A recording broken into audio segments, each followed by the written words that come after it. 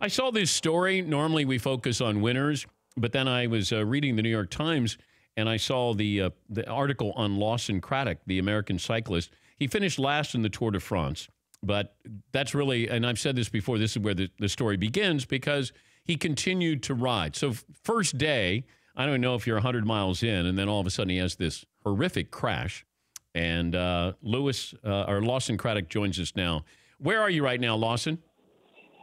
Hey, yeah. I'm back in my home base in Europe, a town called Girona in Spain. So just got back from France yesterday, actually. What were you expecting as far as the Tour de France? Yeah, I mean, the race kind of went pretty much the opposite of how I really expected going into it. We had the team had a race for EF Education First had pretty high hopes for the overall classification with Rigoberto Urán, who is our leader. So I went into the race hoping to help him win. Last place was definitely not on my cards. But, everything kind of happens for a reason, at least, that's what I think, and can't really be too disappointed with how the race planned out for me. All right, walk us through that first day when you have the crash. It happened really about halfway through the stage. In cycling, we don't really have intermission or timeouts. Halfway through the race, generally, we just have a bunch of staff members on the side of the road handing us water bottles and food, and we blow by them at 30 miles an hour trying to, grab them. And we're not perfect. A rider in front of me dropped his bag of food, which sent a bottle kind of straight into my front wheel, and riding on tires that are less than an inch wide, I hit that full on, sent me straight off the road, headfirst into a spectator and straight into a ditch. So I landed pretty heavily on my shoulder, took the biggest impact, but painful day. What were the injuries that you suffered? So I ended up needing about 6 or 7 stitches right above my eye, my left eye, and then I fractured the spine of my scapula on my left side. So fortunately, everything was stable and secure to allow me to continue. But that being said, it was still quite painful. Not how you want to start the Tour de France with 2,000 miles ahead of you. But also, and I've said this to the audience, that's really where the story starts, is you got hurt, and probably most riders might not even get on the bike, or they wouldn't last the entire Tour de France. What was driving you, motivating you to complete the Tour de France? Yeah, I mean, I spent 2017, the summer, I spent at home on the couch watching the Tour after racing it in 2016, and I knew how challenging that was and how painful that was for me to watch it from afar, knowing that, I should be at the race and I'm capable of being there.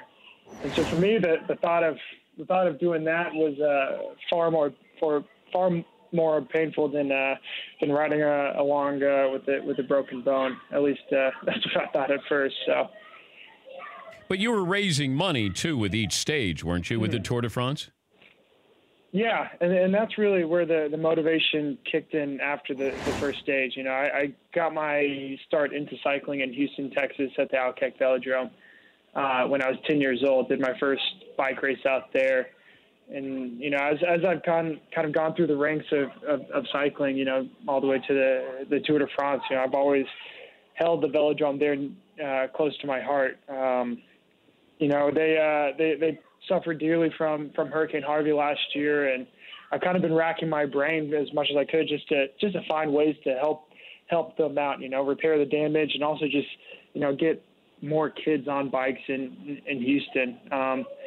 And so after the first stage, I was kind of laying in bed. I was like, look, I could sit here and throw myself a little pity party, woe is me, and feel bad for myself, or I can kind of try and turn this into something positive, and try and make something good out of a pretty poor situation. And so that's where, motivation came to start this fundraiser for the velodrome. I said I'd put $100 in for every stage that I could finish. And at that point, I wasn't sure if it was I wasn't even sure if I could take the start line the next day, but, immediately seeing the support and generosity of others kind of willed me every step of the way, from the stage 2 all the way to the final stage in Paris.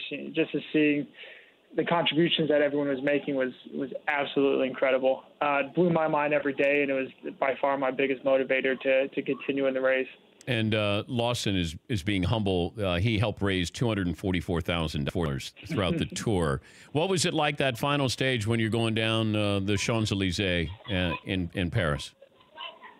Yeah, it's a pretty incredible moment. As a cyclist, you dream up of racing on the Champs-Élysées in Paris, finishing the Tour de France, and seeing the Arc de Triomphe for the first time, riding on the cobbles, riding into Paris, it's a moment that gives you goosebumps, and knowing the fight that I had to get through just to make it there, albeit in last place, is a very, very special moment for me. I had my wife, my parents, my brother there after the finish, just waiting for me and welcoming me. So it was a truly special day. I'm so proud, of the fact that I was able to fight through and kind of make something better out of a poor situation. And yeah, that's a day I'll truly never forget. And you're also running a daycare center right now, I believe. It sounds like that behind you.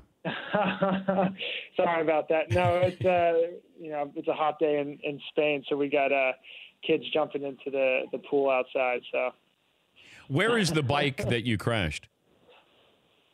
No, it's pretty incredible. I got done with the with the Tour de France in Cannondale. It was our bike sponsor, Incredible Bikes. They came to me immediately and said, look, we want to help contribute. And so they're actually going to auction off the bike that I raced the Tour de France on with my number on it. And, all the money that they will raise from that will go straight to the velodrome as well. So nice. Just truly incredible. Yeah, it's a really, really incredible, really generous by Cannondale. And it makes me really proud to be associated with a brand like that. When somebody finds out that you were in the Tour de France, and they say, "Oh, where did you finish?" What do you say? Yeah, last place and proud of it. Last place at the Tour de France generally kind of tells a story of who had the hardest time getting there. I mean, I was 4.5 hours down from Geraint Thomas, who was the winner of the Tour. And, I mean, that's basically another stage. So I'll tell him I just wanted to spend a bit more time out on the roads in France, finish last place, and just get some extra training in. You can guarantee that you'll finish better next year? I sure hope so. I mean, I love what we were able to do this year. Definitely put a few here on the chest, or so they say. But I prefer not to go through that kind of discomfort again. But I would love to go back to the Tour, race it a bit differently, and maybe have success in a different way as well. Lawson, congrats. It's a great story, a great cause, and it says a whole lot about your character that you finished that race and raised over $240,000 for the velodrome in Houston. Thank you. We appreciate your time and good luck. I appreciate it. Thanks for having me. Thank you. That's Lawson Craddock. For more Dan Patrick Show, tune to Audience Channel 239 on DirecTV or download the Dan Patrick Show app.